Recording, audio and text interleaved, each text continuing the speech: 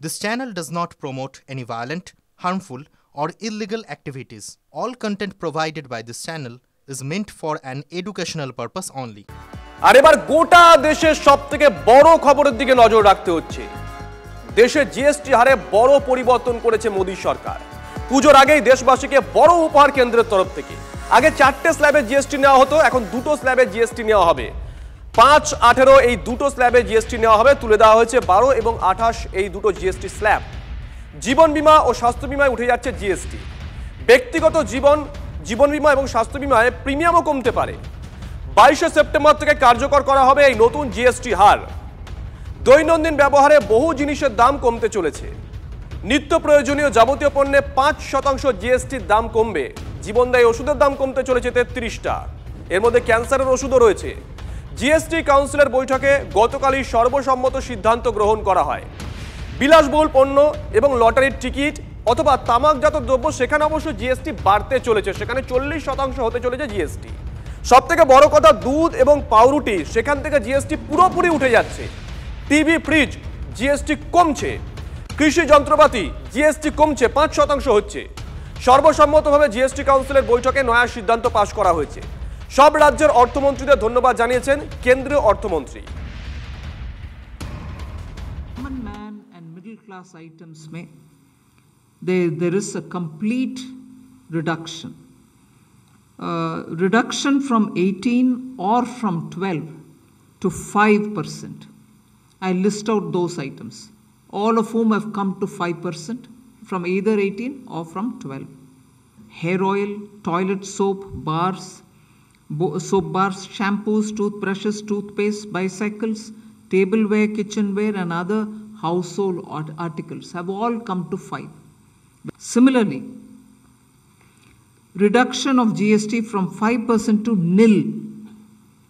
5 से 0 में जाने वाले आइटम्स इंडिकेट कर रहा हूँ। Ultra high temperature milk, the UHT milk, chhena और paneer, all the Indian breads will see nil rate. So रोटी किसी के ऊपर भी, chapati or roti or paratha or whatever it is, they all come to nil. Reduction of GST from 12% or from 18% to 5. इसमें food items बहुत सारे हैं। नमकीन से भुजिया है, सॉसेस है, पास्ता है, इंस्टेंट नूडल्स है, chocolates, coffee, preserved meat, cornflakes, butter, ghee, ये सब 5% में आ रही है टू 18%। इसमें मिडिल क्लास के एस्पिरेशंस मीट करने वाले बहुत सारी चीज़ हैं। Air conditioning machines, TVs which are over 32 inches, all TVs now at 18%. I want to underline, all TVs are now at 18%. Dishwashing machines, small cars, motorcycles equal to or less than 350 cc are all now coming to 18. Agriculture goods such as tractors, agricultural, horticultural and forestry machines for soil preparation or cultivation, harvesting or threshing machines, including straw or fodder balers, grass or hay movers, composting machines, etc., are all coming down from 12 to 5%. আমজনতা গোটা বিষয়টা কিভাবে দেখছে শুনুন। একেবারে যারা সাধারণ মানুষ, খেটে খাওয়া মানুষ, তাদের ক্ষেত্রে খানিকটা সুরাহত হলেই, এবং জীবনদায়ী ওষুধ এবং স্বাস্থ্য বিমার ক্ষেত্রেও দেখলাম 0 জিএসটি করেছে। এগুলো একটা পজিটিভ পদক্ষেপ। আমরা গভর্নমেন্টকে আবেদন করব যে গভর্নমেন্টের কাছে যাতে এটা মনিটরড হয় ঠিকঠাক। অনেক সময় দেখা যায় কি মানুষের আশঙ্কা আছে যে জিএসটি হেলথ ইন্স্যুরেন্স উপরে কমিয়ে দেওয়া হয়েছে, কিন্তু কোম্পানি সেভাবে তার উপভোক্তাকে ফ্যাসিলিটিস দিচ্ছে না, সেই জায়গাটা যাতে সরকার ধ্যান দেয়। আগামী দিনে কিছু জিনিসপত্রের দাম কমবে, এখন যে আমাদের যে মূল্যবৃদ্ধি হচ্ছে সেটাতে কিছুটা লাগাম টানতে পারবে আমার মনে হয়। এটা আরও বেটার হতে পারতো, সাধারণ মানুষ বা পণ্য পরিবহন বা ইত্যাদির ক্ষেত্রে হতে পারতো যদি জিএসটিটার ভেতর ডিজেল এবং পেট্রোলটাকে তার আওতায় আনা হতো। জীবনদায়ী ওষুধ আর কিছু যে নিত্য সামগ্রীতে কমানো হচ্ছে, নিত্য সামগ্রীতে কতটা ইমপ্লিমেন্ট হবে এবং আদৌ ইমপ্লিমেন্ট হবে কিনা সেটা হচ্ছে ব্যাপার। সব দিক থেকে দেখতে গেলে এটা এই মুভমেন্টে দাঁড়িয়ে এবং বিশ্ব বাণিজ্য প্রত্যেকটার দিকে দেখতে গেলে ভারতীয় নাগরিকদের ক্ষেত্রে একটু সুবিধা নিয়ে আসবে এবং নিম্ন মধ্যবিত্ত ফ্যামিলিগুলোর ক্ষেত্রে একটু সুবিধা নিয়ে আসবে। জিএসটি সংস্কারের ফলে আর্থিকভাবে দেশের উন্নয়ন হবে আশা করছেন অর্থনৈতিক বিশেষজ্ঞ অনির্বাণ দত্ত। এটা খুব পজিটিভ স্টেপস এবং অর্থনৈতিকভাবে ভারতবর্ষের যে কর্মকাণ্ড সেটা বাড়বে।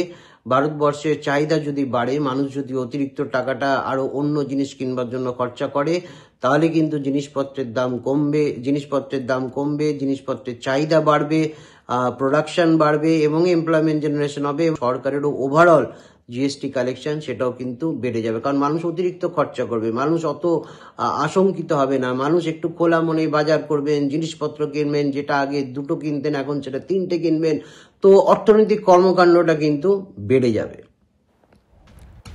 কেন্দ্রের নয়া জিএসটি সিদ্ধান্তে সাধারণ মানুষ উপকৃত হবেন বলে আশা সর্বভারতীয় জীবন বীমা কর্মচারী সমিতির যুগ্ম সম্পাদক অমিতাভ ঘোষের।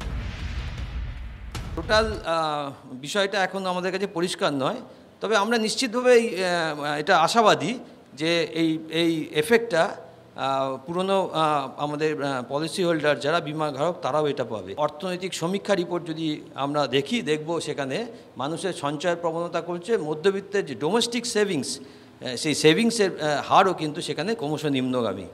এই জায়গায় দাঁড়িয়ে কিছুটা রিলিফ যদি দেওয়া যায় এই ট্যাক্স উইথড্রয়ালের মধ্যে দিয়ে, আমরা মনে করি বিমা ব্যবসার উপর তার একটা সদর্থক প্রভাব পড়বে। জিএসটি সংস্কারে খুশি চিকিৎসক মহল। জিএসটি কমানোয় জীবনদায়ী ওষুধের দাম কমবে, সাধারণ মানুষ উপকৃত হবেন, এমনটাই মনে করছেন চিকিৎসকরা। আমরা সার্ভিস ডক্টরস ফোরামের পক্ষ থেকে মনে করি যে এই জিএসটি কমলে কিছুটা সুরাহা মানুষের হবে, অতএব এটা আমরা সাধুবাদ জানাচ্ছি। এটা যেমন ঠিক, আবার পাশাপাশি আমরা মনে করি যে হেলথ ইন্স্যুরেন্স এটা কিন্তু মানুষের স্বাস্থ্যের গ্যারান্টি হতে পারে না, অধিকার নয়। ফলে শুধুমাত্র ইন্স্যুরেন্সের মাধ্যমে নয় বা ইন্স্যুরেন্সের শুধুমাত্র জিএসটি কমানো নয়, আজকে সম্পূর্ণরূপে স্বাস্থ্যের দায়িত্ব প্রত্যক্ষভাবে ইন্স্যুরেন্স ব্যতি রেখে সরাসরি প্রত্যক্ষভাবে আজকে সরকার নিক, এ দাবিও আমরা জানাচ্ছি।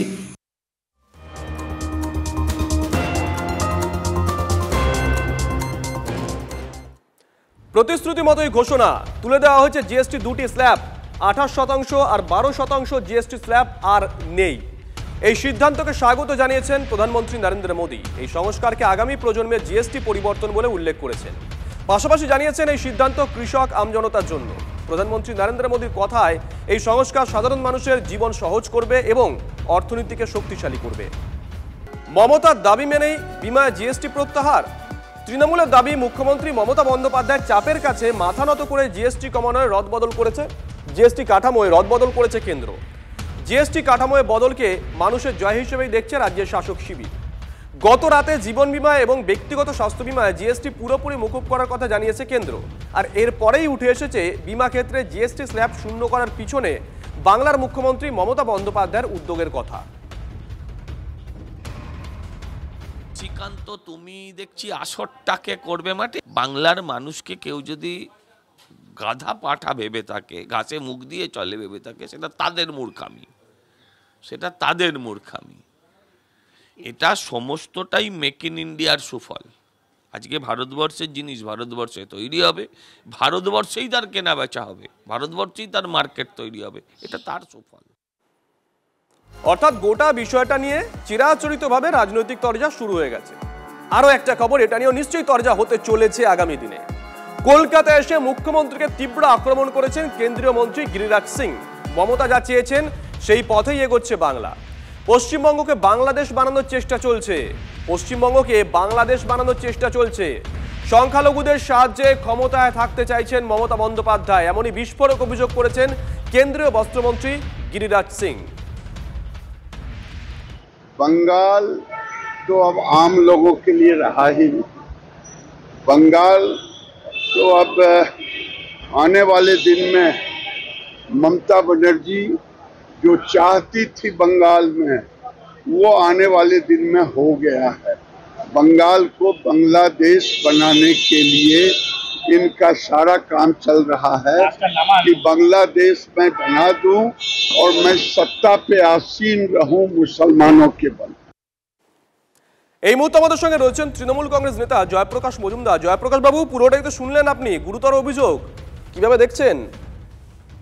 এসব গুরুতর বা গুরুতর নয় এসব বলবেন না, অভিযোগ এগুলো হচ্ছে একটা অশিক্ষিত বিজেপির রাজনীতিবিদ, বাংলা সম্বন্ধে কিছু জানে না, বাংলার হিস্ট্রি জানে না, বাংলার জিওগ্রাফি জানে না, শুধু জানে পেছনের দরজা দিয়ে কিভাবে ক্ষমতা দখলের চেষ্টা করতে হয়। বাংলায় বারবার হেরেছে, আবার হারবে।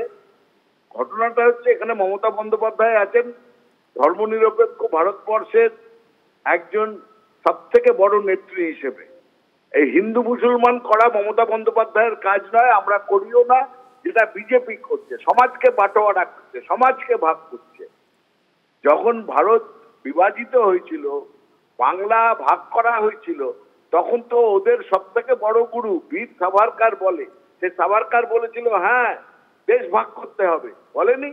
আর তারপরে প্রাদেশিক সভায় শ্যামাপ্রসাদ মুখার্জি বলেছিল মুসলমানদের জন্য ভাগ করে দাও ওদের দিকে। বাংলাদেশের কথা আজকে বলছে, তখন তো পূর্ব পাকিস্তান হয়েছিল। এসব কোনো হিস্ট্রি জানে না, কারা এর জন্য দায়ী। আর বাংলাকে আজকে সাহিত্য দিয়েছে, সব ধর্মের সম্প্রদায়ের লোক সুখে শান্তিতে আছে পশ্চিমবঙ্গে, এতে এদের গায়ে জ্বালা ধরেছে। বাংলাকে দখল করতে পারছে না, অর্থনৈতিক অবরোধ করেছে।